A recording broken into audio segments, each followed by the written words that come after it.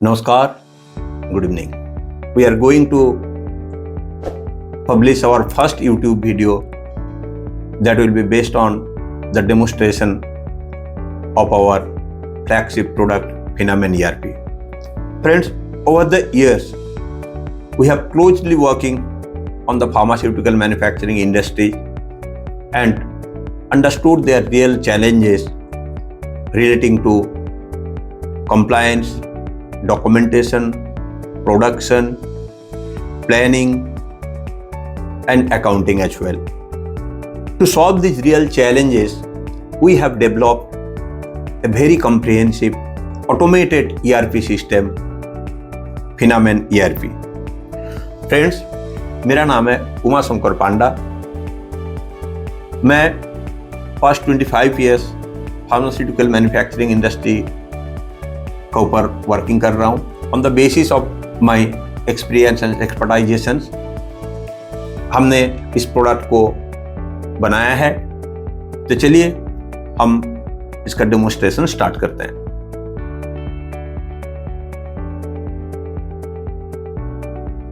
User authentication window आएगा जिसमें से आपको पहले यूजर्स का नेम सिलेक्ट करना है, फिर उसका आईडी ऑटोमेटिकली आएगा और जो भी पासवर्ड है वो आपको देना है। पासवर्ड देने का बाद में फिर हमारा पास में जैसे आप देख पा रहे हैं अकाउंटिंग ईयर आएगा। अकाउंटिंग ईयर आपको सिलेक्शन करना पड़ेगा। एक सिंगल अकाउंटिंग ईयर का अंडर में मल्टीपल कंपनी आप क्रिएट कर सकते हैं। डिफरेंट टाइप ऑफ कंपनीज है या ब्रांच है, जो भी है वो आप उसमें से क्रिएट कर सकते हैं। जैसे कि आप यहाँ पे देख पा रहे हैं 3 कंपनी हमारा क्रिएट किया हुआ है ऑलरेडी। तो हमने किसी एक कंपनी को सिलेक्ट कर लिया। सिलेक्ट करने का साथ साथ में देखिए हमारा जो मेन स्क्रीन है वो आपका सामने है। अब इसमें कुछ इंपॉर्टेंट चीज है जो मैं आप लोगों को बताना चाहूंगा। इसका जो यूजर इंटरफेस है देखिए, that is very very very interesting, क्योंकि आप लोगों ने और भी कई सॉफ्टवेयर ईआरपी देखे होंगे जिसमें से कई जगह में आपको मेनू बेस्ड मिलता है। इस टाइप का जैसे मेनू दिया हुआ है, ठीक है। मेनू का अंदर में फिर सब मेनू होता है। तो ऐसा प्रोसेस जो है ये बहुत पहले से ऐसे चले आ रहा था। तो कई जगह में आप लोगों को इस चीज को मिलेगा, बट हम लोग चीज को ज्यादा यूजर्स फ्रेंडली बनाए सो दैट कि मॉड्यूल्स आपका सामने रहे, आप चीज को समझ पाए। डिपार्टमेंट वाइज जो मॉड्यूल्स है वो विजिबल हो आपका सामने और यूजर्स के लिए ज्यादा कन्वीनियंट रहे। तो इसलिए हमने जितना भी मॉड्यूल्स है वो सारा मॉड्यूल्स को हमने लेफ्ट साइड में दे दिया। जैसे कि आप देख पाएंगे मेन मेनू हो गया, मास्टर हो गया, स्टोर हो गया, raw material, packing material, miscellaneous का, स्टोरेज जी का, इस टाइप का सारा मॉड्यूल्स को हमने लेफ्ट साइड में अरेंज कर दिया है। दूसरा, हर एक मॉड्यूल्स का एजेंट्स में क्या होता है, आपका कुछ मेनूज होता है, एक्टिविटी जो होता है, वर्किंग एक्टिविटी। अब हमने ले लिया स्टोर का। स्टोर में क्या है, आरएमपीएम मिसलेनियस। इसको फिर हमने सेग्रीगेट कर दिया, क्योंकि देखिए स्क्रीन हमारा पास में बहुत बड़ा स्क्रीन होता है। अब उस स्क्रीन का यूटिलाइजेशन भी प्रॉपर लेवल पे होना चाहिए। हम मेनू बेस्ड करेंगे, एक जगह में मेनू रहेगा, सब मेनू रहेगा, तो वो कहीं ना कहीं पे एक कॉम्प्लिकेशंस जो है वो यूजर्स के लिए आता है। हमने एंट्रीज को सेपरेट कर दिया, रिपोर्ट्स को सेपरेट कर दिया। एंट्रीज में क्या, जो भी डेटा फीडिंग का काम होगा वो आप एंट्रीज का थ्रू में करेंगे।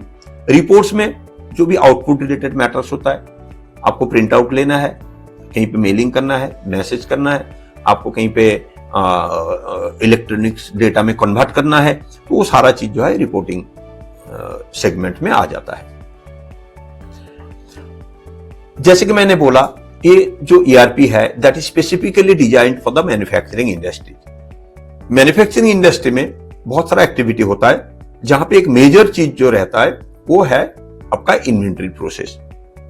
अब इन्वेंट्री का फिर मल्टीपल सेग्रीगेशन होता है, raw material, packing material, finish goods, miscellaneous item. इसका अंदर में फिर बहुत सारा कैटेगरी होता है। उतना डिटेल्स में मैं नहीं जा रहा हूं क्योंकि वीडियो फिर बहुत लंबा हो जाएगा, तो जिसमें से आप लोगों का शायद इतना लंबा समय तक पेशेंस ना रहे देखने के लिए। तो मेरा अटेम्प्ट ये रहेगा जो एक ओवरऑल प्रोसेस को मैं डिस्क्राइब करूं, सो दैट कि सॉफ्टवेयर में कैसा चीज मैनेज होता है, क्या क्या बेनिफिट आपको मिल सकता है, ऑटोमेशन किस प्रोसेस में क्या हुआ है, ये सारा चीज को आप लोगों को पता चले। सबसे पहले हम लोग क्या करते हैं, मास्टर को क्रिएट करते हैं। जितना भी आपका मास्टर डेटा होगा वो सारा मास्टर डेटा को हम सॉफ्टवेयर में एंट्री लेंगे। अब मास्टर्स में डिफरेंट टाइप ऑफ मास्टर्स होता है। कुछ चीज जैसे कि आप देख पा रहे हैं यहाँ पे, अगर मान लीजिए रॉ मटेरियल का मास्टर बनाना है मुझे, तो I have to click on raw material option. अगर पैकिंग का बनाना है तो पैकिंग का ऑप्शन। इसीलिए इन्वेंट्री प्रोसेस को हमने एकदम बिल्कुल टॉप ऑफ द स्क्रीन में दे दिया, सो दैट कि किसी भी प्रोसेस में आप वर्किंग करेंगे you have the option to select that particular material type. अब मान लीजिए मैं रॉ मटेरियल सिलेक्ट किया, रॉ मटेरियल का हेड बनाना है मुझे, इन्वेंट्री बनाना है, इन्वेंट्री का लेजर बनाना है, तो सबसे पहले आप यहां पे देख पाएंगे इन्वेंट्री लेजर मास्टर, इसमें आपको क्लिक करना पड़ेगा। जब हम यहाँ पे क्लिक करते हैं, देखिए ये एक एंट्री का फॉर्म जो है वो ओपन हो गया। इसका जितना भी कंट्रोलिंग है वो नीचे दिया गया हुआ है, add, modify, delete, print, preview और एग्जिट। अभी जो कंट्रोलिंग है ये बेसिकली यूजर्स के ऊपर डिपेंड्स होता है। मान लीजिए आपका पास में रॉ मटेरियल बनाने के लिए एक डिपार्टमेंट है, कोई भी पर्सन असाइंड है और आप चाहते हैं उस पर्सन को सिर्फ ऐड करने का प्रोविजन हो, वो सिर्फ डेटा ऐड कर पाए, मॉडिफाई और डिलीट को ना कर पाए। तो आपका जो भी एडमिनिस्ट्रेटर होंगे उनका पास में ऑथोरिटी रहेगा, वो राइट्स दे सकते हैं जो हाँ इस पर्टिकुलर यूजर्स को हमने सिर्फ ऐड करने का राइट देंगे, इस पर्टिकुलर यूजर्स को हम मॉडिफाई का राइट देंगे और इस पर्टिकुलर यूजर्स को हम डिलीट का राइट देंगे। साथ साथ में और एक इंपॉर्टेंट चीज है, मैंने कई सारा सॉफ्टवेयर को मैंने एनालिसिस किया, स्टडी किया in my previous working life. तो एक जो चीज मुझे लग रहा था कहीं ना कहीं पे एक सर्चिंग का प्रोसेस जो है वो स्ट्रांग होना चाहिए। मैं कोई भी एंट्री डाल रहा हूं, किसी भी चीज को मैं अगर फीडिंग कर रहा हूं तो इमीडिएटली वो रिजल्ट भी मेरे सामने आना चाहिए। प्लस मैं किसी चीज को मॉडिफाई कर रहा हूं तो वो सामने विजिबल होना चाहिए। On the basis of that experience मैंने चीजों को उस हिसाब से डिजाइनिंग किया जो यूजर्स के लिए बहुत ही इजी होना चाहिए। जैसे कि मैं एक एग्जांपल दे रहा हूं, देखिए यहाँ पे एंट्री का प्रोसेस में मैंने सारा प्रोसेस एंट्री का दिखा दिया आप लोगों को। पैरामीटर्स जो है इतना डीपली जाना पॉसिबल है नहीं, क्योंकि वो फिर बहुत ही लंबा समय हो जाएगा। वो जब प्रैक्टिकल लेवल पे कहीं पे आप लोगों को लगेगा तो स्पेसिफिकली हम लोग एक डेमोस्ट्रेशन सीजन अरेंज करके आपको दिखा सकते हैं। बट मेरा अभी जो हाईलाइट जिसका ऊपर मैं करूंगा वो स्पेसिफिक पॉइंट्स का ऊपर, जो क्या क्या बेनिफिट हम इस सॉफ्टवेयर का थ्रू में आप लोगों को प्रोवाइड कर रहे हैं। अब देखिए जैसे एंट्री डाला, फिर मैं सर्च में चला गया। सर्च का क्या मतलब है, जितना भी एंट्री मैंने डाला हुआ है वो एक स्प्रेडशीट फॉर्मेट में आपका सामने आ जाए। आप लोग नॉर्मली एक्सेल वगैरह यूज करते हैं तो पता है कितना कन्वीनियंट होता है स्प्रेडशीट में। आप कोई भी डेटा उसमें डालेंगे, मैनेज करना, मैनिपुलेट करना, ये सारा चीज कितना आसान हो जाता है। तो सिमिलरली हमने एक स्प्रेडशीट का बेसिस में यहाँ पे सारा डेटा जो भी आप डालेंगे वो आपका सामने आ जाएगा। अब यहाँ पे आपको सर्चिंग करना है। सर्चिंग करने के लिए आपको पूरा स्पेलिंग लिखने का भी जरूरत है नहीं। मैं एक एग्जांपल दे रहा हूं, अगर आपको पैरासीटामोल सर्चिंग करना है, आप PARA डालेंगे। देखिए मैंने PARA डाला है और once you will click on this, देखिए पैरासीटामोल में डायरेक्टली चला गया। ये तो एक बेनिफिट हो गया। दूसरा चीज देखिए इसमें कोडिंग बेस्ड। अच्छा, ये सॉफ्टवेयर और भी एक चीज मैं बता रहा हूं। देखिए बहुत सारा सॉफ्टवेयर मार्केट में अवेलेबल है जो कि आप लोगों ने एनालाइज किया होगा या आपको नॉलेज होगा। सॉफ्टवेयर बेसिकली दो प्रोसेस में चलता है। जो आइटम का हेड्स वगैरह जो है इंटायर सॉफ्टवेयर का भी अगर मैं बात करूं, एक आइटम का कोड होता है, आइटम का नेम होता है। कई कंपनी वो आइटम कोड का ऊपर बेस करके चलते हैं, कई कंपनी आइटम नेम का ऊपर बेस करके चलते हैं। और सॉफ्टवेयर में भी उसी टाइप का प्रोविजन होता है, लेकिन वो सिंगल प्रोविजन होता है। हमारा इसमें हम लोगों ने दो प्रोसेस को काफी फ्लेक्सिबल दिया हुआ। अगर आप आइटम कोड का बेसिस में चलना चाहें तो आप अपना हिसाब से आप आइटम कोड जनरेट कीजिए, सर्चिंग कीजिए, कोई इश्यू है नहीं। और अगर आप आइटम नेम का बेसिस में चलना चाहें तो अपना हिसाब से आइटम नेम बनाइए, आइटम नेम का आप सर्चिंग का भी आपका उसी का बेसिस में होगा। तो ये सारा चीज जो है आपको डुअल लेवल पे बेनिफिट देता है। तो इस हिसाब से सॉफ्टवेयर हमारा बना हुआ है। तो ये था हमारा आइटम मास्टर का डिटेल्स। अब मैं मूव करूंगा दूसरा सेगमेंट में, next master, that is inventory group master. Inventory group master में क्या होगा, आपका जितना भी इन्वेंटरी का ग्रुप्स होता है, एग्जांपल दे रहा हूं मैं आपको, जैसे रॉ मटेरियल्स में अगर फार्मा का बात करें तो एक्टिव मटेरियल होता है, एक्सिपिएंट्स होता है, ठीक है।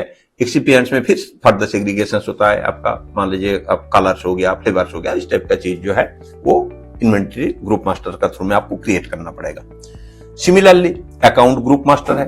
अकाउंट ग्रुप मास्टर में भी अकाउंट्स में जितना भी ग्रुपिंग क्रिएट होता है, आपका संडे डेटर्स, संडे क्रेडिटर्स हो गया, जीएसटी का पार्ट हो गया, ये सारा चीज जो है वो अकाउंट ग्रुप मास्टर का थ्रू में आपको क्रिएट करना पड़ेगा।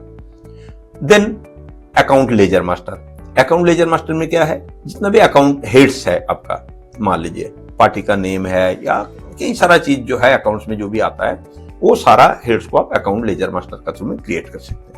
ठीक है, प्रोसेस वही सेम है, इसमें भी ऐड मॉडिफाई डिलीट का ऑप्शन हमने दे दिया, और कई सारा जो आपका हेड्स है, फील्ड्स है, वो सब एक डिटेल का पार्ट है। जब आप एंट्री डालेंगे तब डिटेल्स में सारा चीज को आपको दिखाया जाएगा और आप अंडरस्टैंड कर सकते हैं। इसका बाद में जो मैं चला जाता हूं सीधा फॉर्मूला मास्टर में। This is one of the most important module आप कह सकते हैं इस ईआरपी में, फॉर्मूला मास्टर, जिसको कई जगह में आप लोग बिल ऑफ मटेरियल भी बोलते हैं, बट फर्मा स्पेसिफिक अगर हम बात करें तो फॉर्मूला मास्टर जो है that is more acceptable and accurate words.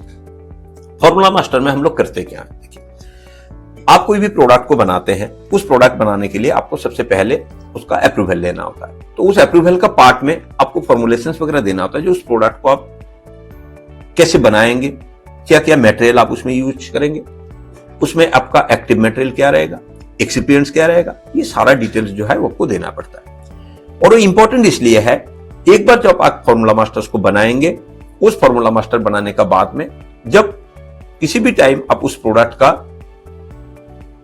Batch लेंगे मतलब जब आप उसको मैन्युफैक्चरिंग करेंगे, उस टाइम ऑटोमेटिकली वो सारा चीज को कैलकुलेट करके आपको बताएगा इसका क्या रिक्वायरमेंट है, स्टॉक में है या नहीं है। ऐसे कई सारा चीज जो है इसका साथ में इंटर रिलेटेड होता है और आपका वर्क फ्लो स्मूथ करता है। फॉर्मूला मास्टर कैसे क्रिएट होता है, मैं थोड़ा सा बेसिक चीज आप लोगों को बता देता हूं। जब हम सर्च में जाएंगे, जितना भी मास्टर में आपने हेड क्रिएट किया, वो सारा हेड्स आपको यहां पे दिख जाएगा, ऐसे जैसे आप देख पा रहे हैं। ठीक है, तो इसमें एक कलरिंग का ऑप्शन है। कलरिंग जो किया हुआ है, जो आपका रिवर्स कलर में जो आप पिंक कलर देख रहे हैं, इसका फॉर्मूला नहीं बना हुआ है, और जिसका फॉर्मूला बना हुआ है उसका येलो कलर में दिख रहा है। अब एक फॉर्मूला जिसका बना हुआ है, मैं एक उसका एग्जांपल लेकर आपको दिखा रहा हूं। 8AM टैबलेट्स करके एक टैबलेट्स का फॉर्मुलेशन हमारे पास में बना हुआ है। अच्छा, इसमें पैरामीटर्स देखिए, प्रोडक्ट का नेम आ गया, division number, master formula reference number, self life कितना मंथ का होता है वो हमने दे दिया यहाँ पे, और डेज में ऑटोमेटिकली कन्वर्ट करेगा और ईयर में ऑटोमेटिकली कन्वर्ट कर लेगा। एक बैच कोड का ऑप्शन दिया है यहाँ पे। बैच कोड क्या होता है, जब आप कोई प्रोडक्ट बनाते हैं उसमें एक बैच नंबर होता है, तो बैच नंबर का पहले एक बैच कोड होता है जो कि प्रीफिक्स का बेसिस में यूज होता है। तो अगर आप उसको यूज करना चाहे तो बैच कोड यहाँ पे आप दे सकते हैं। यूनिट क्वांटिटीज हो गया। अब ये आ जाता है प्राइमरी क्वांटिटी। प्राइमरी क्वांटिटी क्या होता है, वो बेसिकली स्टैंडर्ड क्वांटिटी होता है। मतलब 1 लाख टैबलेट्स आप बनाएंगे, 1 लाख टैबलेट्स बनाने के लिए क्या क्या आइटम का क्या क्या रिक्वायरमेंट होगा वो फिर हम नीचे प्रोवाइड करेंगे। फिर एक आता है यहाँ पे थ्योरेटिकल यील्ड। थ्योरेटिकल यील्ड क्या होता है, थ्योरेटिकली आपका कितना % यील्ड आना चाहिए प्रोडक्शन में, वो आप कंपेयर कर सकते हैं। मान लीजिए आपका 99% आपने थ्योरेटिकल यील्ड दिया। प्रैक्टिकल यील्ड क्या होगा, जब आप उस प्रोडक्ट को बनाएंगे, बनाने का बाद में जब ट्रांसफर होगा, ट्रांसफर होने का बाद में फिर उसमें प्रैक्टिकल यील्ड आता है। तो ये यील्ड का बेसिस में आपको एक पता चल जाएगा जो कौन सा मटेरियल का कितना, कौन सा प्रोडक्ट का कितना एक्सपेक्टेड यील्ड था, क्यों कम आया है उसमें, और उसमें एनालिसिस क्या करना ही नहीं करना, that is the part of the management system. तो आप लोग उस सारा चीज को वेरीफाई कर सकते हैं। तो इसलिए थ्योरेटिकल यील्ड आप यहाँ पे दे सकते हैं। अब मैं आ जाता हूं इंग्रेडिएंट्स का पार्ट में।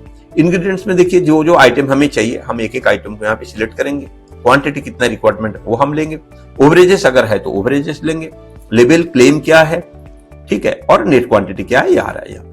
यहाँ पे 2-3 इंपॉर्टेंट चीज है जो मैं आप लोगों को बताना चाहूंगा। देखिए, लेवल क्लेम जिसमें यूज होगा, which material will be considered as active material for that particular product। Active material में क्या होता है, आपका SALOD कैलकुलेशन जो है वो कंपलसरी होता है। जब वो मटेरियल आपका यूज होगा, इशू होगा, तब उसमें ऐसे अगर कम है, ज्यादा है, जो भी है उसका कैलकुलेशंस का प्रोसीड्यूर्स होता है, वो ऑटोमेटिकली कैलकुलेशंस का बेस्ड में कितना क्वांटिटी का रिक्वायरमेंट होगा वो स्टॉक से उठा लेगा। ठीक है, एक्सपीरियंस में नॉर्मली नहीं होता है, बट अगर कुछ केसेस में अगर आपको जरूरत है तो आप उसको भी ले सकते हैं। यहाँ पे हमने ऑप्शन दे दिया ऐसे का, जिसमें आप टिक लगाएंगे, वो ऑटोमेटिकली कैलकुलेट करके आपको क्वांटिटी कितना रिक्वायरमेंट होगा बता देगा।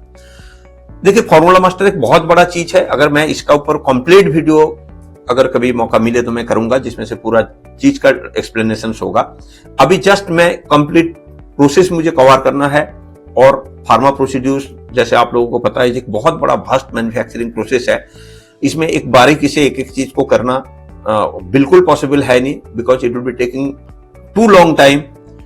अब मैं नेक्स्ट जा रहा हूं, जो मेनूज है वो है duplicate formula master. Duplicate formula master मतलब आपने अगर एक फॉर्मूला बनाया है तो उस फॉर्मूला से आपको दूसरा फॉर्मूला बनाना है, तो आप डायरेक्टली उसको डुप्लीकेट का बेसिस मतलब कॉपी पेस्ट जिसको बोलते हैं, कॉपी पेस्ट कर सकते हैं, सो दैट कि आपको दोबारा 1 by 1 एक एक इंग्रेडिएंट्स लेकर आपको बनाने ना पड़े।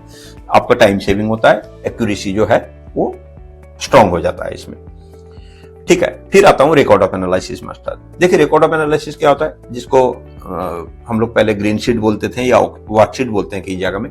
रिकॉर्ड ऑफ एनालिसिस कहते हैं जब आपका क्वालिटी कंट्रोल में कोई भी मटेरियल जब टेस्टिंग होता है, टेस्टिंग होने से पहले उसका एक डॉक्यूमेंट बनता है जिसको रिकॉर्ड ऑफ एनालिसिस बोलते हैं। तो उसका एक मास्टर्स होता है जहां पे आपको पैरामीटर्स होगा और उसका डिस्क्रिप्शन होता है, फिर उसमें लिमिट्स होता है, इस टाइप का मास्टर का फॉर्मेट्स होता है जो कि क्वालिटी कंट्रोल से ये डॉक्यूमेंट बनता है।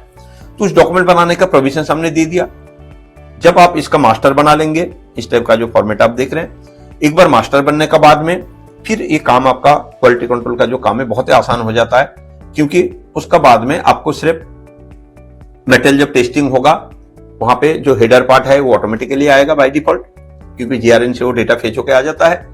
और जो आपका वर्किंग प्रोसेस है वो उसका आपने प्रिंट आउट ले लिया, वहां पे आपको जो भी कैलकुलेशंस का पार्ट है जो भी करना आप वहां पे कीजिए। उसका बाद में उसका रिजल्ट आता है, आप जो भी मशीन का साथ में इंस्ट्रूमेंट का साथ में जहां पे भी आपका टेस्टिंग वेस्टिंग होता है उसका अकॉर्डिंगली आप उसमें रिजल्ट डाला है, और ऑटोमेटिकली उसी रिकॉर्ड ऑफ एनालिसिस से आपका certificate of analysis, release order या रिजेक्शन ऑर्डर जो है वो बन जाता है। तो ये पार्ट है रिकॉर्ड ऑफ एनालिसिस का।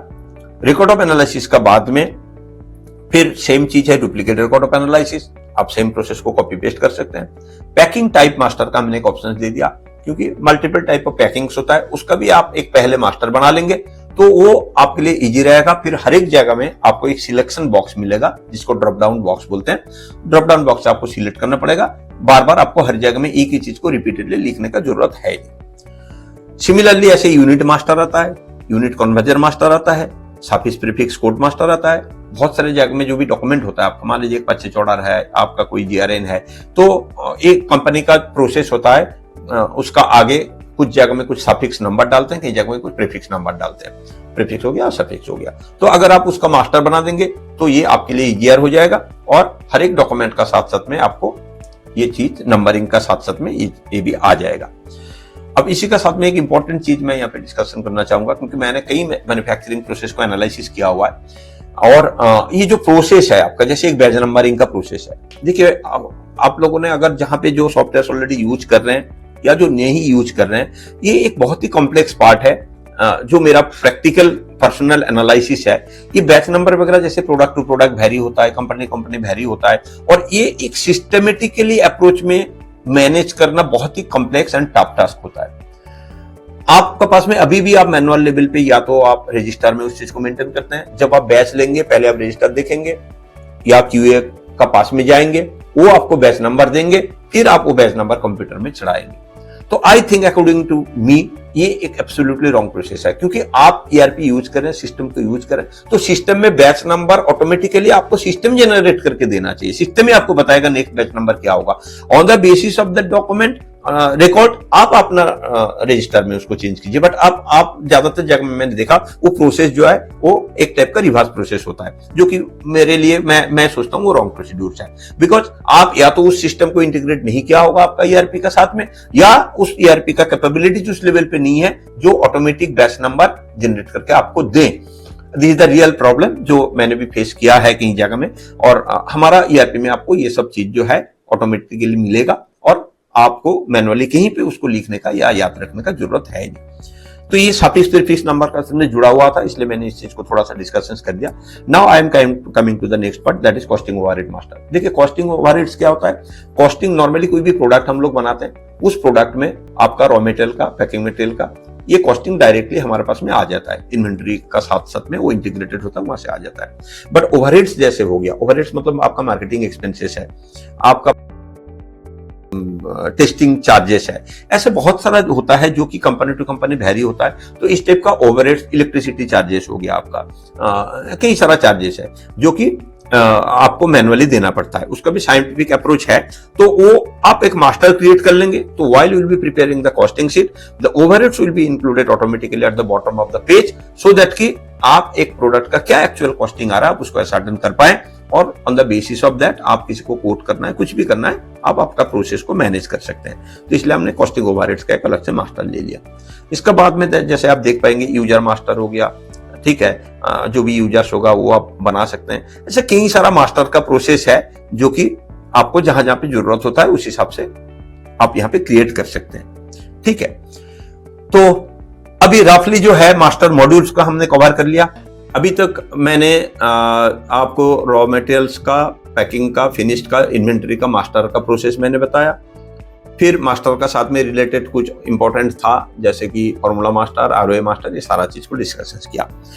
अब एक बहुत ही इंपॉर्टेंट चीज जो कि मैं शेयर करना चाहूंगा आप लोगों का साथ में, देखिए दो प्रोसेस होता है। या तो मैं आपको, क्योंकि मैं डेमोस्ट्रेशन रिकॉर्ड कर रहा हूं, डेमो का प्रोसेस, तो मैं मॉड्यूल वाइज जा सकता हूं, लेकिन मॉड्यूल वाइज जाने में क्या होगा, आपको लिंकिंग का ब्रेक मिलेगा। एग्जांपल दे रहा हूं, अभी मैंने मास्टर किया, मास्टर के बाद में अगर मैं स्टोर में चला जाऊंगा, एफजी में चला जाऊंगा, क्यूसी में चला जाऊंगा, तो जो रिलेवेंसी है, जो प्रोसेस फ्लो है, उस प्रोसेस फ्लो में गैपिंग आएगा। तो और किसी वीडियो में हम मॉड्यूल वाइज हर एक चीज को एक बार आप लोगों का सामने प्रेजेंट करने के लिए कोशिश करूंगा। But at this moment what I think it will be much better, अगर मैं प्रोसेस फ्लो का बेसिस में चलूं, जो वर्किंग प्रोसेस फ्लो जिस हिसाब से होता है उस फ्लो का बेसिस में अगर चलूं, तो प्रोसेस फ्लो में मैं आपको एक डायग्राम में कोशिश करता हूं उस चीज को दिखाने के लिए, जो इस प्रोसेस फ्लो में मैं चीज को एक्सप्लेन करूंगा। जैसे कि देखिए मास्टर हमने क्रिएट किया, मास्टर क्रिएट करने का बाद में हम क्या करेंगे, जो आपका कस्टमर्स का ऑर्डर होता है, क्योंकि हम प्रोडक्शन का साथ में इन्वॉल्व हैं, तो कस्टमर्स का ऑर्डर का एंट्री हम देखेंगे। कस्टमर्स ऑर्डर का साथ साथ में फिर एक प्लानिंग का पार्ट होता है जो कि बहुत ही इंपॉर्टेंट है। तो वो प्लानिंग का पार्ट में हम जाके हम देखेंगे जो भी ऑर्डर हमारा पास में आया है, उस ऑर्डर का साथ साथ में हमारा जो रिक्वायरमेंट है, शॉर्ट एक्सेस का जो प्लानिंग है वो अवेलेबल है या नहीं है, तो उसको पीपीआईसी का पार्ट में आ जाता है। फिर जो भी रिक्वायरमेंट होगा उस रिक्वायरमेंट का बेसिस में फिर आप इंडेंट बनाएंगे। इंडेंट का बाद साथ में फिर हम परचेज ऑर्डर बनाएंगे। परचेज ऑर्डर से फिर हम मटेरियल को रिसीव करेंगे। रिसीव करने का साथ साथ में फिर हमारा वो टेस्टिंग होगा, और ठीक है, फिर क्यूसी का पार्ट आएगा। क्यूसी में उस मटेरियल का टेस्टिंग होगा। टेस्टिंग होने का साथ साथ में उसका जो भी है record of analysis, certificate of analysis, release order, rejection order, वो सारा चीज बनेगा। उसका बाद में फिर हम चला जाएंगे सीधा प्रोडक्शन में, क्योंकि मटेरियल हमारा आ गया, टेस्टिंग हो गया। टेस्टिंग होने का बाद में एज्यूम करते हैं वो अप्रूव हो गया, फिर प्रोडक्शन से उसका बैच लेना होगा। प्रोडक्शन जब बैच लेंगे उस टाइम वो रिक्विजिशंस बनाएंगे। रिक्विजिशंस में भी हमें पता चल जाएगा, शॉर्ट एक्सेस से लेके हर एक चीज का वहां से क्लैरिटी है, वो चीज आपको पता चलेगा। फिर सेम मटेरियल आपका इशुएंस के लिए चला जाएगा स्टोर में। स्टोर से फिर मटेरियल इशू होगा। इशू होने का बाद में अगेन वो मटेरियल आपका प्रोडक्शन शॉप फ्लोर में आएगा। फिर प्रोडक्शन से उसका बाल्क एनालिसिस होगा, टेस्टिंग होगा। उसका बाद में पैकिंग का रिक्विजिशंस होगा। फिर उसका ट्रांसफर स्लिप बनेगा और आपका इनवॉइस जो है परफॉर्मा इनवॉइस और जीएसटी इनवॉइस होगा। मतलब ओवरऑल स्टेप का प्रोसेस है। तो मैं उसी हिसाब से प्रोसेस आप लोगों को दिखाऊंगा instead of going department wise explanations. अब मैं फिर प्रोसेस को स्टार्ट करता हूं दोबारा। अब मैं सीधा जाता हूं प्लानिंग का पार्ट में। प्लानिंग में क्या होगा, आपका कस्टमर ऑर्डर रिसीविंग होगा। कस्टमर ऑर्डर रिसीविंग का स्टेप का फॉर्मेट है, जैसे कि आप देख पा रहे हैं। मैंने एक एक्सिस्टिंग डेटा ले लेता हूं जो कि ऑलरेडी हमारा इसमें है, उससे चीज आप लोगों के लिए भी इजी रहेगा। देखिए ये एक कस्टमर्स का नेम है, जैसे कि आप देख पा रहे हैं, ये सेंटर प्राइस है, ठीक है। प्रोडक्ट का नेम नीचे ग्रिड में देखेंगे, 2 ऑर्डर हमारे पास में आया है। एक टैबलेट है, एक सिरप है 100 ml का 10x10 का, ऑर्डर कितना है, रेट क्या है, MRP क्या है, डिलीवरी डेट कब देना है, ये पूरा डिटेल्स यहाँ पे आ गया है। अब इसका साथ साथ में अगर जो भी एंट्री आपने लिया हुआ है, क्योंकि sometimes what happen, customers order जो है वो आपका सेल्स पर्सन अलग अलग जगह से उसको फेच करते हैं डेटा, तो आप उसको प्रीव्यू करके देखेंगे जो भी डेटा उसमें डाला हुआ है वो एक्यूरेट है या कहीं पे कोई मिस्टेक है या नहीं है, वो स्टेप का आप उसको वेरीफाई कर सकते हैं।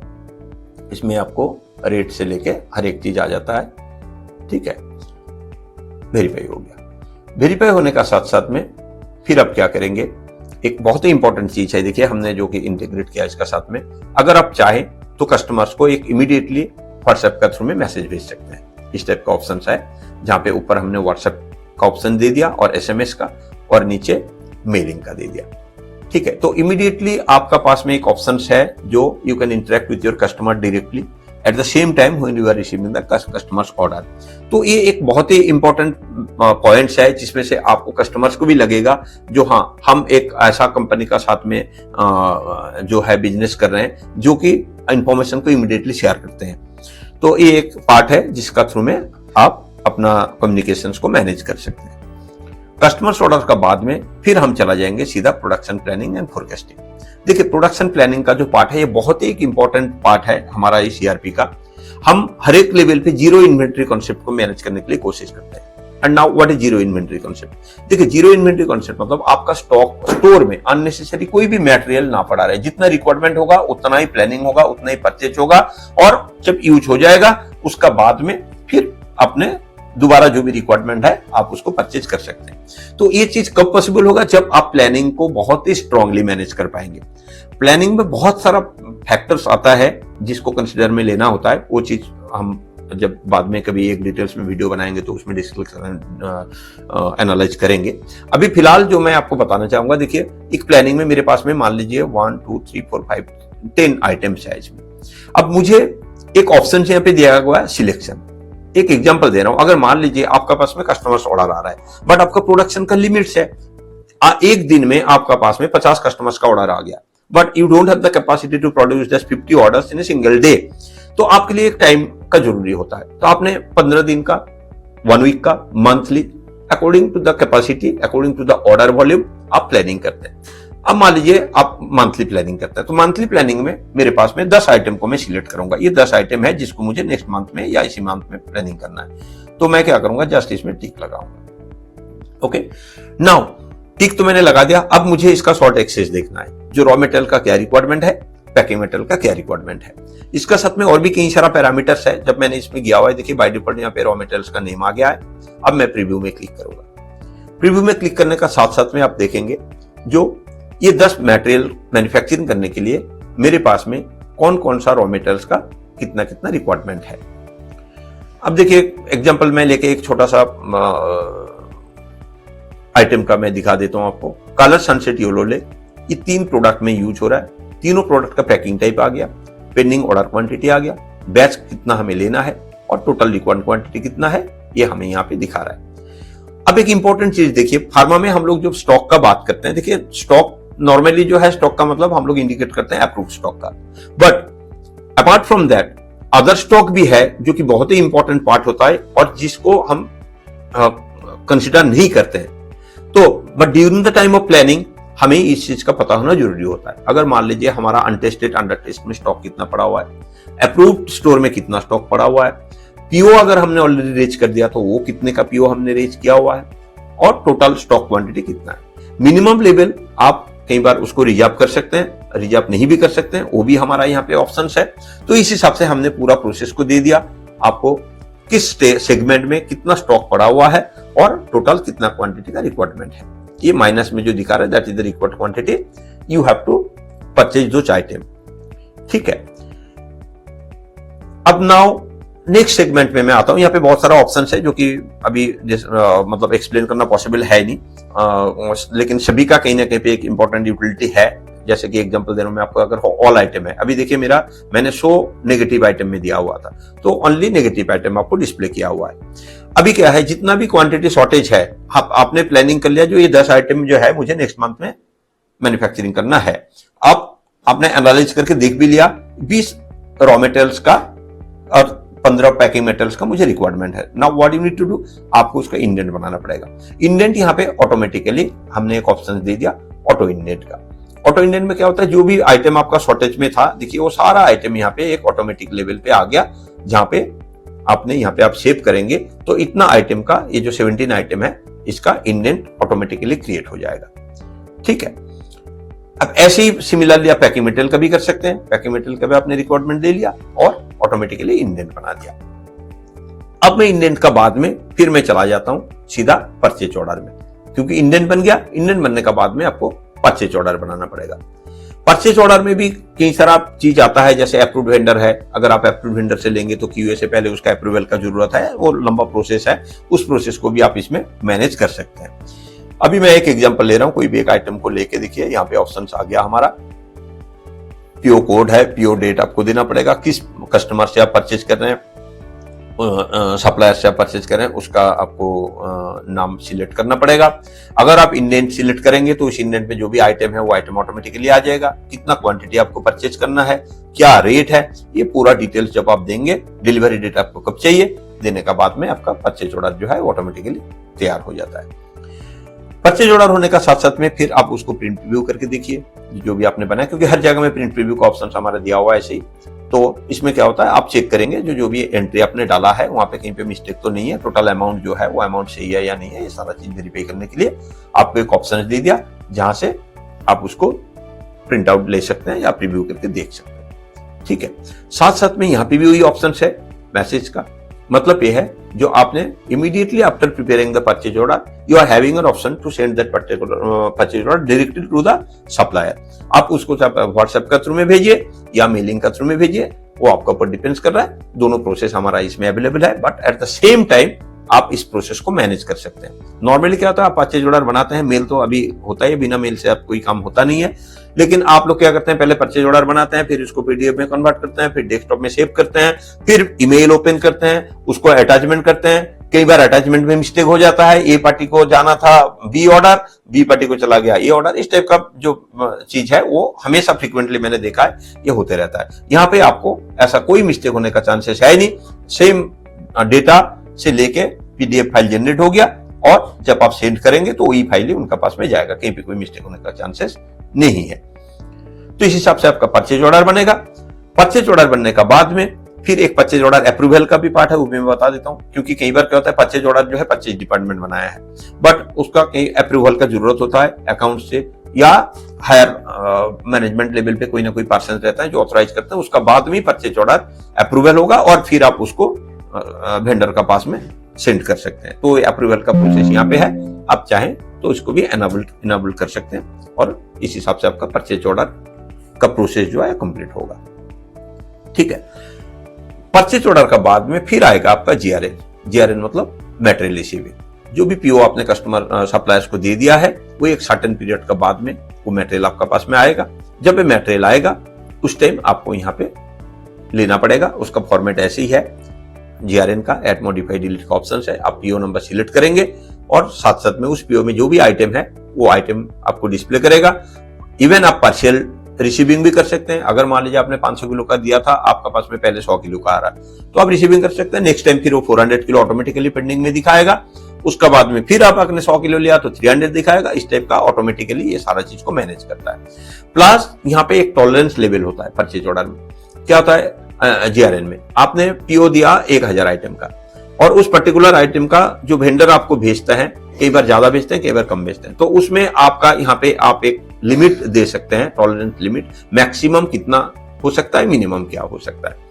प्लस अगर नियर एक्सपायर्ड मटेरियल है तो उसके लिए भी आप हमारा कॉन्फ़िगरेशन में सेटिंग करेंगे, जो 2 महीना या 6 महीना 1 साल कितना मटेरियल अगर नियर एक्सपायर्ड मटेरियल है, जिस पीरियड आपने डिफाइन किया उस पीरियड का अंदर में अगर उसका एक्सपायरी डेट हो रहा है तो आपको अलर्ट दे देगा और उस मटेरियल को रिसीव नहीं होने देगा। ये सारा इंपॉर्टेंट चीज है जो कि पार्ट ऑफ द कॉन्फ़िगरेशन है। जब सॉफ्टवेयर इंस्टॉल करते हैं ये सब चीज को हम कॉन्फ़िगरेशन में सेटिंग करते हैं और अकॉर्डिंगली आपका पास में अलर्ट भी आएगा और पॉपअप भी आएगा और उस हिसाब से आप अपना डिसीजन लेके चीज को मैनेज कर सकते हैं। ठीक है, जब आपका जीआरएन बन जाता है उसका साथ साथ में हमारा यहाँ पे लेबल स्टिकर का ऑप्शन है। जो भी मटेरियल आपका रिसीविंग हुआ है, immediately after receiving of the material आपको उसमें क्वारंटाइन का टैग लगाना पड़ता है। तो उसका फॉर्मेट्स वगैरह यहाँ पे दिया हुआ है, इस हिसाब से आप क्वारंटाइन का फॉर्मेट्स बना सकते हैं। क्वारंटाइन लेवल का फॉर्मेट्स है, ये फॉर्मेट सारा कस्टमाइजेबल होता है, जैसे जैसे आपको चाहिए उस हिसाब से कस्टमाइज लेवल पे हमारा जो भी इंजीनियर्स होते हैं वो आपको चेंज करके दे सकते हैं। ठीक है, तो इस टाइप का जो भी आपका क्वारंटाइन का है, सैंपल्ड का है, अंडर टेस्ट का है, अप्रूव्ड का है, ये सारा स्टिकर आप इसी सॉफ्टवेयर का थ्रू में निकाल सकते हैं। मटेरियल रिसीविंग होने का साथ साथ में फिर आता है आपका टेस्टिंग। टेस्टिंग क्या होता है? जो भी मटेरियल रिसीविंग हो गया, immediately after receiving the material you have to send a request to the quality control department so that they can collect the sample quantity and accordingly वो उसको एनालाइज करेंगे, देखेंगे, अगर वो पास होता है तो पास होगा, फेल होता है तो फेल होगा। उसका प्रोसीड्यूर्स होता है, उस प्रोसेस का बेसिस में वो record of analysis, certificate of analysis सारा चीज को बनाते हैं। But it will be the duty of the store department immediately after receiving of the material उनको एक इंटीमेशन देना पड़ेगा। तो इंटीमेशन का पार्ट यहाँ से स्टार्ट होता है, यहाँ से आप एंट्री डालेंगे, इस टाइप का इसका प्रीव्यू होता है। If you want you can take 2 print outs of this format, एक आपका स्टोर में फाइलिंग हो जाएगा और एक क्वालिटी कंट्रोल में फाइलिंग हो जाएगा। जब भी आप स्टोर से इस टाइप का रिक्वेस्ट देंगे वो डेटा अपने आप क्वालिटी कंट्रोल में रिफ्लेक्ट हो जाएगा। क्वालिटी कंट्रोल में जो पर्सन है वो जब इसको ओपन करेंगे उनका पास में अंडर टेस्ट का, अनटेस्टेड का उनका पास में वो मटेरियल जो है वो डिस्प्ले होगा। अब जो भी उनका प्रोसेस है वो उस प्रोसेस का बेसिस में डॉक्यूमेंट बनाएंगे और उसका COA बना के या तो अप्रूव या रिजेक्ट करेंगे। ठीक है, अब मैं स्टार्ट करता हूं क्वालिटी कंट्रोल का प्रोसेस। क्वालिटी कंट्रोल में क्या होता है? जब भी कोई मटेरियल क्वालिटी कंट्रोल में आता है आपका या तो स्टोर से या प्रोडक्शन से, सबसे पहले उसका एक डॉक्यूमेंट जो क्रिएट होता है, जो कि मैंने मास्टर मॉड्यूल्स में भी इस चीज को डिस्कशन किया था, जो they need to prepare 2 documents. The first one is record of analysis and the second one is certificate of analysis, और उसका बाद में रिलीज ऑर्डर या रिजेक्शन ऑर्डर है। तो उसका प्रोसेस यहाँ पे इस हिसाब से बनता है जो कि आप देख रहे हैं। रिकॉर्ड ऑफ एनालिसिस का प्रोसेस है, रिकॉर्ड ऑफ एनालिसिस हम ऐसे बनाते हैं। यहाँ पे सर्चिंग में जाने के बाद में जो जो मटेरियल्स का आपने बना दिया है उसका एक मार्किंग इस हिसाब से आ जाता है। ठीक है, और इसमें बहुत सारा ऑप्शन है, पैरामीटर, सब पैरामीटर, रिजल्ट, लिमिट, सब ऐसा ही है। अगर आपको इसमें से, जिसमें सर्टिफिकेट में गया और जब मैं प्रीव्यू करूंगा तो ये सर्टिफिकेट ऑफ एनालिसिस का फॉर्मेट इस हिसाब से आता है। ठीक है, इसका रिजल्ट्स में आ गया और on the basis of this आपको इसका या तो रिलीज ऑर्डर या रिजेक्शन ऑर्डर जो है वो बनाना पड़ता है। ये हो गया आपका क्वालिटी कंट्रोल का पार्ट। अब मैं फिर वापस हमारा जो वर्क फ्लो है उस वर्क फ्लो में मैं आ जाता हूं। उस वर्क फ्लो का पार्ट में मेरा, जैसे कि शुरुआत में हमने डिस्कशंस किया था, हमने कस्टमर ऑर्डर लिया। कस्टमर ऑर्डर लेने के बाद में फिर हमने उसको प्लानिंग किया। प्लानिंग का बाद में फिर हमने इंडेंट बनाया। इंडेंट बनाने के बाद में फिर परचेज ऑर्डर बनाया। परचेज ऑर्डर के बाद में फिर GRN बनाया। GRN बनाने के बाद में फिर उसका क्वालिटी कंट्रोल में हमने टेस्टिंग किया। अप्रूव या रिजेक्टेड जो भी है वो क्या हुआ। नाउ जो नेक्स्ट स्टेज हम जाएंगे वो होता है प्रोडक्शन का। अब प्रोडक्शन में क्या होगा, जो भी शेड्यूल्ड हमने बनाया था प्रोडक्शन प्लानिंग और प्रोडक्शन शेड्यूल का बेसिस में हमें जो भी बैच है, डेली बेसिस में जो भी बैच होता है उस बैच को हमें लेना पड़ता है। तो उसके लिए प्रोडक्शन से रिक्विजिशन रेज होता है। अब जब हम यहाँ पे जाएंगे देखेंगे इसमें जो मॉड्यूल्स है, इस मॉड्यूल्स में मैंने सर्चिंग में गया। सर्चिंग में देखिए कई सारा लिस्ट जो है वो आप देख पा रहे हैं। इसमें जो इस टाइप का पिंक कलर में क्या हुआ है, ये मटेरियल रिक्विजिशंस तो बन गया है प्रोडक्शन से, बट स्टोर से इशू नहीं हुआ है। अब रीजन जो भी है वो अलग मैटर्स है, बट आपको एक आइडेंटिफिकेशन मिल जाएगा जो कितना रिक्विजिशंस हमने रीच किया है और कौन कौन सा इशू हो गया, कौन कौन सा इशू नहीं हुआ है। ठीक है, तो इसका प्रोसेस आपको ऐसे बनाना पड़ता है। मैं किसी भी एक मटेरियल जिसका इशू हो गया उसका मैं ले लेता हूं, या जो नहीं हुआ ऐसा एक ले लेता हूं। अगर मान लीजिए जैसे ही हो गया आपका लिनुआ ड्राई सिरप है, तो जब आप प्रोडक्शन से रिक्विजिशंस बनाएंगे उसी टाइम आपका उस मटेरियल का स्टेटस से लेके हर एक चीज आपको आपका पास में अवेलेबल हो जाएगा। कौन सा आइटम है, कितना क्वांटिटी का रिक्वायरमेंट है, ओवरेजेस क्या है उसका, और इशू क्वांटिटी कितना है। ये रिपोर्ट नंबर देखेंगे यहाँ पे, वो एक्चुअली AR नंबर होता है जिसको एनालिटिकल रिपोर्ट नंबर बोलते हैं। जो रिपोर्ट नंबर जब आपका स्टोर में क्वालिटी कंट्रोल में जब टेस्टिंग होता है, टेस्टिंग होने का टाइम में क्वालिटी कंट्रोल में एक उसका नंबर दिया जाता है, that is the identification number of that particular item, that is called AR number, analytical report number. तो वो AR नंबर यहाँ पे आ रहा है। ऐसे कितना आया है, LOD क्या है, ये सारा कैलकुलेट करके ऑटोमेटिकली क्वांटिटी का रिक्वायरमेंट आ जाता है और रिक्वेशन जो है वो प्रिपेयर हो जाता है। ठीक है, तो ये आपका प्रोडक्शन का पार्ट है। रिक्वेशंस बनने का बाद में सेम डेटा जो है इमीडिएटली आपका स्टोर में रिफ्लेक्ट हो जाएगा इश्यूएंस के लिए, क्योंकि प्रोडक्शन से रिक्वेशंस बना और स्टोर से सेम रिक्वेशंस इशू होगा। उसके लिए स्टोर में भी सेम मॉड्यूल है। सर्च में अगर स्टोर वाला जब जाएंगे उनको दिख जाएगा कौन कौन सा रिक्वेशन प्रोडक्शन से आया है, जो ये लिस्ट ऐसे देख पा रहे हैं, और स्टोर को भी पता रहेगा जो किस किसको उन्होंने इशू किया है, किसका नहीं इशू किया हुआ है। जिसको इशू नहीं किया हुआ है उसी को इनको इशू करना है। उसका ऊपर जब डबल क्लिक करेंगे तो वो आइटम ऑटोमेटिकली आ जाएगा। और एक इंपॉर्टेंट चीज है जो मैं आपको बताना चाहूंगा आप लोगों को, एक रिजर्व ऑप्शन है, मतलब इमीडिएटली द प्रोडक्शन पर्सन जब वो एक रिक्वेशन बनाएंगे वो मटेरियल ऑटोमेटिकली रिजर्व हो जाता है। क्यों रिजर्व हो जाता है? अगर वो रिजर्व नहीं करेंगे, इन द मीन टाइम अगर कोई दूसरा डिपार्टमेंट रिक्वेशन बनाते हैं या कुछ भी करते हैं, तो जो प्लानिंग उन्होंने देखा हुआ है उससे वो भी माइनस हो जाएगा, मतलब कम हो जाएगा। तो इसलिए रिजर्व ऑप्शंस का हमने दिया हुआ है। एक रिक्वेशन बन जाता है वो ऑटोमेटिकली रिजर्व हो जाएगा उतना क्वांटिटी। दूसरा अगर रिक्वेशन कोई बनाता है तो उसको छोड़ के नेक्स्ट जो अवेलेबल क्वांटिटी है वहां से जाएगा, तो इसलिए रिजर्व दिखा रहा है। अब यहाँ पे नीचे एक ऑप्शन दे दिया अपडेट का ऑप्शन। इसका मतलब जब आप स्टोर से अपडेट करेंगे तो ऑटोमेटिकली सारा मटेरियल आपका इशू हो जाएगा और स्टॉक उस हिसाब से आपका बन जाएगा, जहां पे आपको स्टॉक का पूरा डिटेल्स जो है वो एक रिफ्लेक्शन का मिल जाता है। तो ये हो गया हमारा मटेरियल इशू स्लिप, जो कि स्टोर से होगा। इशू होने का बाद में फिर सेम मटेरियल जो है वो आपको प्रोडक्शन में चला जाएगा, जिसको प्रोडक्शन शॉप फ्लोर बोलते हैं। देखिए इसमें बहुत सारा चीज है, जहां पे अगर हम बात करें प्रोडक्शन शॉप फ्लोर एक अलग मैटर्स होता है। कुछ बड़े यूनिट है लार्ज स्केल में जिनका वर्किंग होता है, वहां पे क्या होता है आपका जो स्टोर हो गया, डे स्टोर जिसको बोलते हैं, डे स्टोर से लेके फिर वो चला जाता है आपका प्रोडक्शन फ्लोर में। प्रोडक्शन फ्लोर में क्या होगा, मटेरियल फिर प्रोडक्शन फ्लोर से फिर इश्यूएंस होगा। तो दोनों प्रोसेस है, लेकिन आप डायरेक्टली मैं यहाँ पे एज्यूम करता हूं जो आपका स्टोर से प्रोडक्शन में आया, प्रोडक्शन में आने का बाद में वहां पे आपका बल्क एनालिसिस होता है, सेमी फिनिश प्रोडक्ट बनता है, जो भी है वो बनने का साथ साथ में वहां पे आपका बल्क प्रोसेस स्टार्टिंग होता है। बल्क प्रोसेस क्या हुआ है, जब आपका अगर टैबलेट है तो मिक्सिंग होगा, ग्राइंडिंग होगा, डिफरेंट टाइप ऑफ प्रोसेस उसमें रहता है। तो और उसका एक मैन्युफैक्चरिंग स्टेज रहता है। हर एक स्टेज में प्रोडक्शन से मटेरियल आपको भेजना होता है क्यूसी डिपार्टमेंट में एनालिसिस के लिए। एक स्टेज क्लियर होगा, अप्रूव होगा, तो फिर सेकंड स्टेज में जाएगा। जैसे कि एग्जांपल दे रहा हूं, अगर मान लीजिए टैबलेट है, टैबलेट्स का नॉर्मली 4 स्टेज में मटेरियल 4 स्टेज में उसका बल्क एनालिसिस होता है। पहले एक ग्रेन्यूल्स हो गया, फिर अनकोटेड हो गया, कोटेड हो गया, फिनिश्ड हो गया।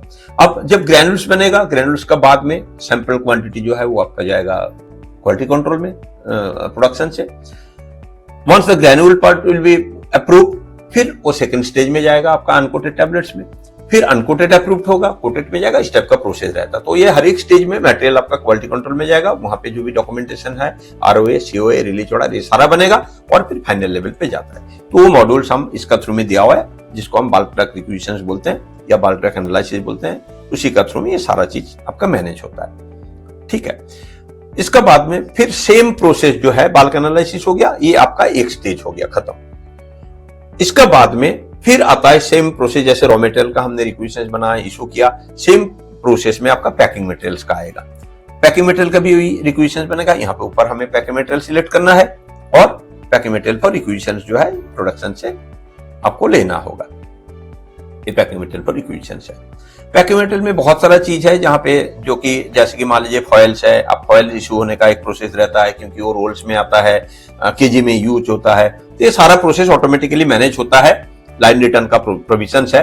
बट मैं एक ओवरऑल जो कॉन्सेप्ट है, जैसे वॉक थ्रू मैं करवा रहा हूं, जैसे शुरू से ही बोला था, तो इसमें इतना इन डेप्थ प्रोसेस मैं दिखा नहीं पाऊंगा, बट डिस्कशंस में मैंने आपको बता दिया जो ये सारा चीज को आप एक स्ट्रॉन्ग लेवल पे मैनेज कर सकते हैं। तो ये जैसे पैकिंग मटेरियल का रिक्वेशंस मैंने दिखा रहा हूं आपको। पैकिंग मटेरियल रिक्वेशंस बनने का बाद में सेम पैकिंग मटेरियल आपका स्टोर में अवेलेबल हो जाएगा। फिर स्टोर से उसको इशू होगा, इशू होने का बाद में फिर प्रोडक्शन में जाएगा। फिर लाइन में जो जहां पे भी आपका प्रोडक्शन हो रहा है, वहां पे पैकिंग होने का बाद में जो लास्ट में आएगा वो ट्रांसफर स्लिप। ट्रांसफर स्लिप में एक प्रोडक्ट आपका किस लेवल पे कैसे ट्रांसफर हो रहा है वो सारा डिटेल्स आपको देना पड़ेगा। बैच नंबर हो गया, मैन्युफैक्चरिंग डेट, एक्सपायरी डेट, सब अपने आप आएगा। और कितना क्वांटिटी आप ट्रांसफर कर रहे हैं वो देके आपको यहाँ पे करना पड़ेगा। तो इस प्रोसेस में आपका फिनिश गुड्स का स्टॉक ट्रांसफर और जिसको हम ट्रांसफर स्लिप बोलते हैं वो बन जाता है। अगर प्रिंट आउट आपको देखना, प्रीव्यू देखना है तो आप यहाँ पे ट्रांसफर स्लिप का प्रीव्यू ऐसे करके देख सकते हैं। ठीक है, अब इसमें और भी एक चीज है, अगर आप चाहते हैं तो हर एक स्टेज में, अगर आप थर्ड पार्टी लोन लाइसेंस का काम करते हैं तो कई बार क्या होता है, जो आपका कस्टमर्स होते हैं उनको डिफरेंट स्टेज में एक इंफॉर्मेशन शेयरिंग करना पड़ता है। तो हमारा ERP में पूरा प्रोसेस में ये चीज दिया हुआ है। अगर आप चाहें तो आप हर एक स्टेज में उनको मेलिंग का थ्रू में या मैसेजिंग का थ्रू में इंफॉर्मेशन शेयर कर सकते हैं। यहाँ पे वही ऑप्शन हमने दिया हुआ है, मैसेज का थ्रू में अगर आप चाहें तो व्हाट्सएप में या मेलिंग का थ्रू में उनको भेज सकते हैं। जो आपका मटेरियल जो भी प्रोडक्ट है वो ट्रांसफर हो गया है, अब after certain period of time हम उसको डिस्पैच करेंगे, तो एक ऑप्शन यहाँ पे अवेलेबल होता है। ठीक है, इसका बाद में QA का पार्ट आता है। QA का भी बहुत सारा चीज है इसमें, BPR BMR जनरेशन से लेके कई सारा चीज है, बट मेजरली जो है आप ट्रांसफर स्लिप होने के बाद में वो आपका ट्रांसफर गुड में तो कन्वर्ट हो जाता है, बट सेलेबल गुड्स में नहीं होता है। सेलेबल करने के लिए आपको क्वालिटी कंट्रोल का, क्वालिटी एश्योरेंस का एक इंपॉर्टेंट पार्ट होता है, that is called finish good release order. Release करना पड़ेगा आपको। तो रिलीज जब आप करेंगे, रिलीज करने का बाद में फिर सेम मटेरियल आपका सेलेबल गुड्स में कन्वर्ट हो जाएगा, और सेलेबल गुड्स में कन्वर्ट होने के बाद में फिर आप उसको सेल कर सकते हैं। तो ये फिनिश गुड्स रिलीज ऑर्डर का प्रोसेस है, ये क्वालिटी एश्योरेंस डिपार्टमेंट से किया जाता है। इसका बाद में फिर मैं आता हूं आपका सेल्स का पार्ट में। सेल्स में क्या होगा, आपका सेल्स इनवॉइस प्रिपरेशन होगा।